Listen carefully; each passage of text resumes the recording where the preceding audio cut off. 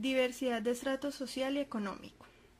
Colombia es un país que goza de una gran diversidad de etnias y culturas, entre ellos indígenas, afrodescendientes y mucho más. Estos grupos socioculturales sufren de distintas formas de discriminación o exclusión. Tienen un acceso precario a la educación, al empleo y a los recursos monetarios.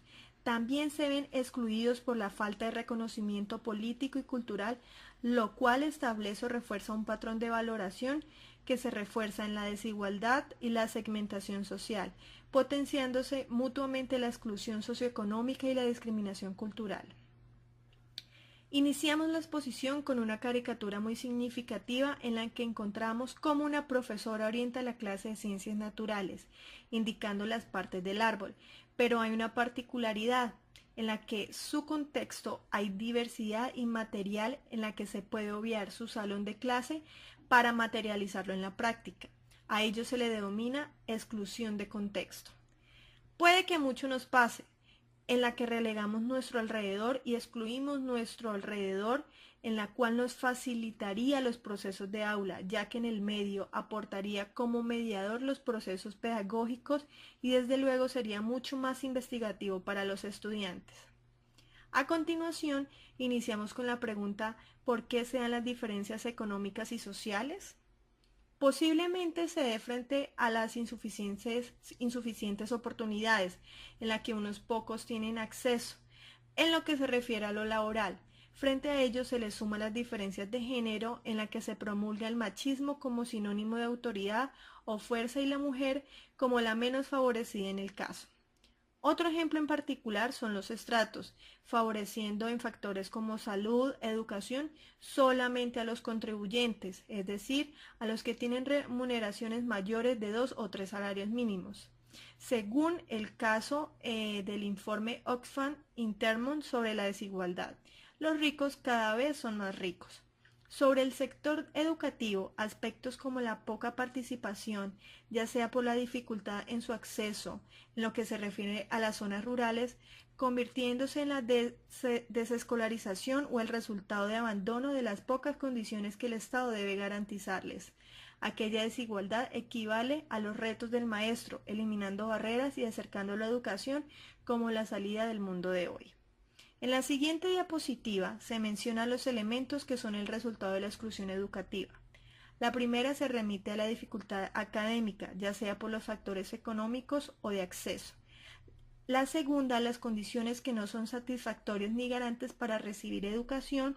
Y finalmente la tercera, el privilegio de unos pocos y los que logran aquello, la educación la llama cobertura, pero como antónimo de poca calidad. Teniendo en cuenta la educación frente a los procesos reales, se debe ubicar en la interrelación, reconociendo la diversidad y sus diferencias, lo que hoy llamamos una educación inclusiva, en tanto se refiere a la plena participación y al aprendizaje de todos y cada uno de los estudiantes independientemente de sus diferencias personales y su procedencia social o cultural. La inclusión es un proceso orientado a proporcionar una respuesta apropiada a la diversidad de características y necesidades educativas del alumnado, a incrementar sus niveles de logro y participación en las experiencias de aprendizaje, así como también en la cultura y en las comunidades escolares, reduciendo toda forma de discriminación, a fin de conseguir resultados académicos equiparables. Desde esa perspectiva, la inclusión presenta un impulso fundamental para avanzar hacia una educación de mejor calidad para todos. Frente a la legislación, el Estado debe ser garante de ofrecer en la población su totalidad de beneficios. En un principio se mencionó que ya la educación sea un aprendizaje, la vivienda y la salud, en el cual se denomina que deben estar en la entrega en su totalidad.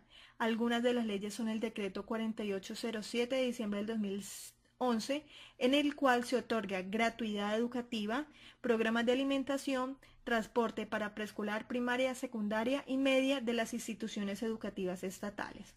Con ello, se debe hacer modificaciones de igual modo en las políticas públicas y programas que promuevan inclusión, desde casos reales que sensibilicen, formación de docentes en los procesos o orientaciones según lo especifiquen los profesionales en casos de inclusión y docentes apoyo en el aula.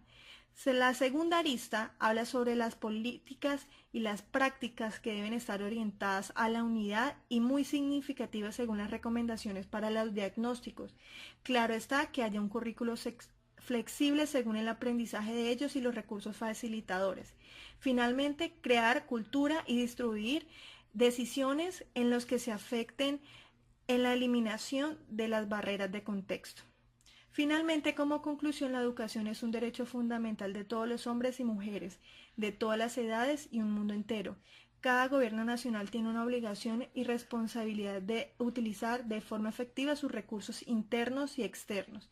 Ahora bien, es evidente que existen diferentes factores que interfieran en este propósito. Por lo tanto, es necesario desarrollar políticas de apoyo social, cultural y económico que permitan impartir de manera global la educación básica requerida en el mejoramiento individual y de la sociedad. Además, se requiere la sensibilización de la población que goza de la educación y medios económicos para que se solidaricen en el bienestar de su país, generando y movilizando la participación activa de las entidades internacionales o nacionales que puedan aportar para que la educación básica llegue a todos los rincones de la nación.